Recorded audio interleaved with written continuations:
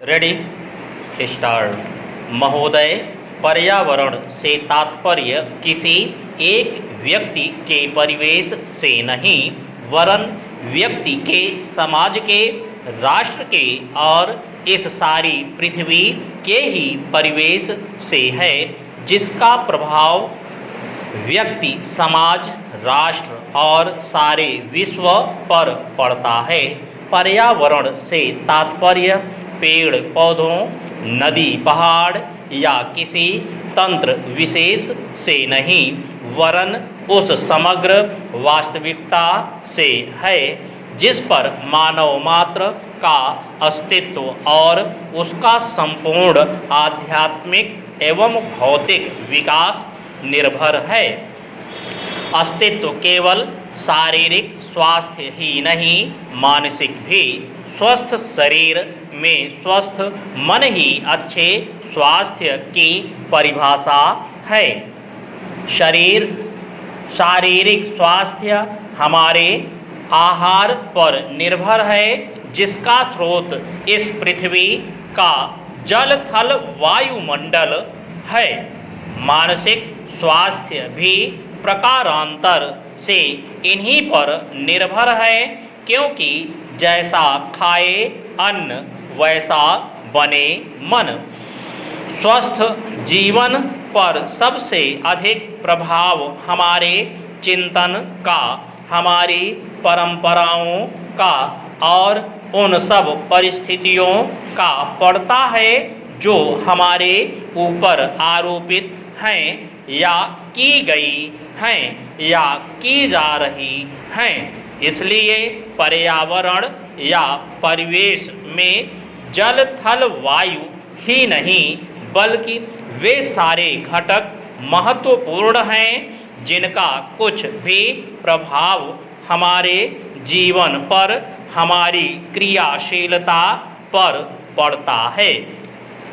जैसे हमारे विचार, हमारे आचरण और हमारी परंपराएं एवं संस्कृति आदि। सदा से मानव की आकांक्षा उन्नति और विकास की रही है।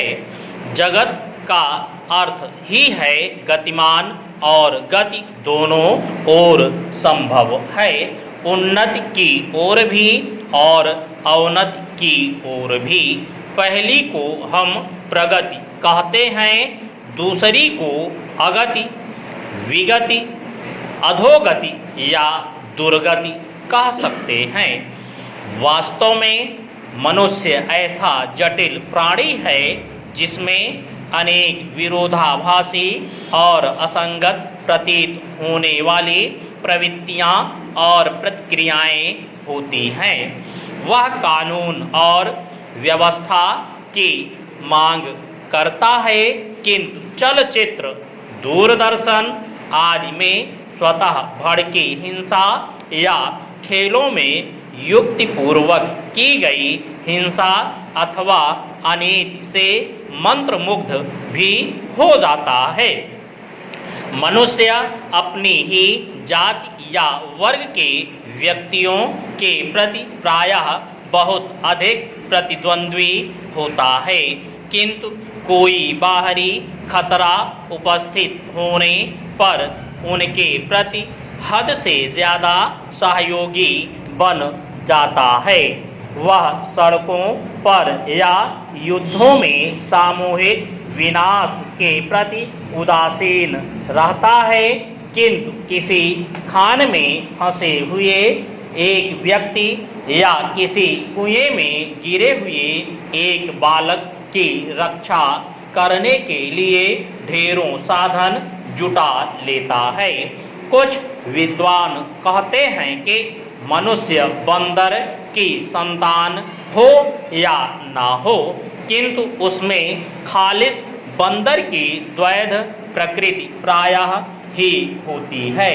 उसमें शाकाहारी बंदरों की भांति वृक्षों में उछल कूद करने की प्रवृत्ति होती ही है। साथ ही ऐसे बंदरों की स्वाभाविक जिज्ञासा भी होती है जो अत्यंत संगठित गिरोहों में रहते हैं और भांति भांति का मांस खाने में मजा लेते हैं। मनुष्य की ऐसी परस्पर विरोधी इच्छा आकांक्षाओं से निपटना असंभव होता है, फिर भी किसी प्रकार का संतुलित मध्यम मार्ग अपनाना अनिवार्य होता है। यही बुद्धिमानी का रास्ता है। विद्वानों ने मानव की मूलभूत आवश्यकताओं को 5 स्तरों में रखा है। सभापति महोदय, मैं रक्षा मंत्रालय की मांगों का समर्थन करने के लिए खड़ा हुआ हूँ। वर्तमान घटनाओं से पता चलता है कि संसार का हर देश अपनी सुरक्षा के बारे में चिंतित है और उसके लिए हर प्रयत्न कर रहा है। इस दृष्टि से अन्य देशों की तरह हमारे देश में भी रक्षा मंत्रालय का महत्व है। मुझे इस बात की खुशी है कि जहां अन्य मंत्रालयों की उनके पिछले साल के कामों के बारे में काफ़ी आलोचना हुई है, वहां इस मंत्रालय की कम आलोचना हुई है। इससे पता चलता है कि इस मंत्रालय ने पिछले साल अच्छा काम किया है।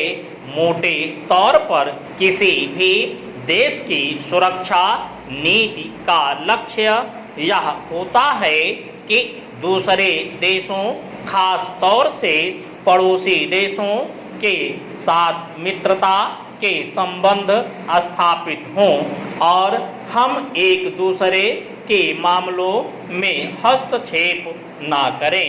लेकिन उसके साथ यह भी जरूरी होता है कि हम अपने देश की सीमाओं और अखंडता की रक्षा करें।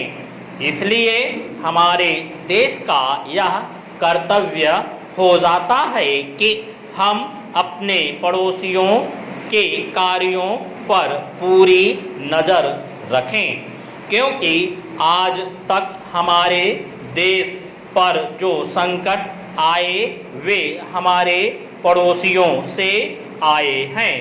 1965 में पाकिस्तान के साथ जो लड़ाई हुई और उसके बाद ताशकंद में जो समझौता हुआ वह सिर्फ कागज पर ही रहा।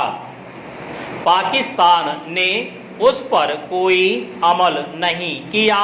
इस दृष्टि से बहुत ज़रूरी है कि हम अपने देश की सुरक्षा की हर तरह से व्यवस्था करें। हमारा उद्देश्य दूसरों पर आक्रमण करना नहीं है, लेकिन यदि हम पर कोई आक्रमण करे तो हम में इतनी शक्ति अवश्य होनी चाहिए कि हम उसका डटकर सामना कर सकें। आप जानते हैं कि पिछले दिनों पाकिस्तान को अमेरिका और चीन से काफ़ी मदद मिली है।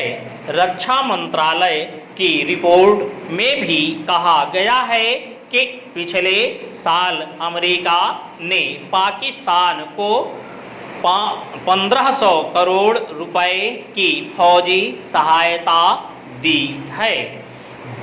आज जहां हम फौजी सामान के लिए अपने कारखानों की मदद से अपनी शक्ति बढ़ाने का प्रयत्न कर रहे हैं, वहां पाकिस्तान संसार के देशों से फौजी सामान खरीद रहा है। अपनी नीति के कारण वह सब देशों से लाभ उठा रहा है। मेरा सुझाव है कि हमको भी अपनी शक्ति बढ़ाने के लिए संसार के अन्य देशों से अधिक फौजी सामान खरीदना चाहिए। आज तिब्बत की सीमा पर चीन की 1.5 लाख फौज खड़ी है।